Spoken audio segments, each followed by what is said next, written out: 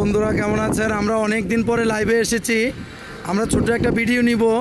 আসলে আমরা সারা দেশের জনগণ যে এতদিন যে কত একটা জিম্মি ছিলাম আমরা কারো কাছে বলতে পারবো না। আসলে বন্ধুরা আপনারা দেখবেন আমরা এখন মুখ খুলতে শিখেছি। আমরা আমাদের মন থেকে এখন ভয় চলে গেছে। আমরা এখন কারোর ভয় পাই না। পালিয়ে গেছে শেখ হাসিনা, কুত্তার বাচ্চা পালিয়ে গেছে, বাংলাদেশ ছেড়ে পালিয়ে গেছে।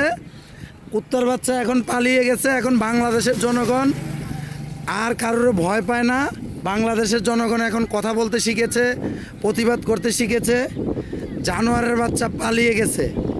আপনারা সবাই দেখবেন।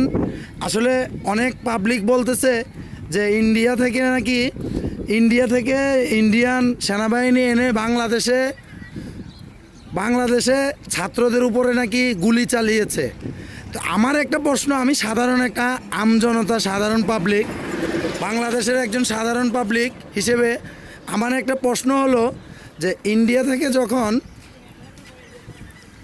ইন্ডিয়ান সেনাবাহিনী বাংলাদেশে এসে যখন আমাদের বাংলাদেশের ছাত্রদের উপরে গুলি চালিয়েছিল তখন আমাদের বাংলাদেশের সেনাবাহিনী কোথায় ছিল?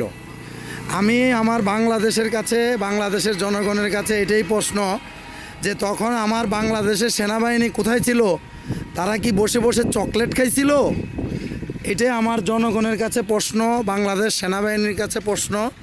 তারা কি বসে বসে তখন আঙ্গুল চুষছিল? আঙ্গুল। আপনারা দেখবেন বন্ধুরা আমাদের ভিডিওটা কেমন হইলো অবশ্যই দেখবেন। আমি বাংলাদেশের একজন নাগরিক হিসেবে আমি একটা ভিডিও পোস্ট দিলাম। কেমন হয়েছে ভিডিওটা আপনারা অবশ্যই উত্তর দিবেন। আশা করি ভালো থাকবেন সবাই বন্ধুরা।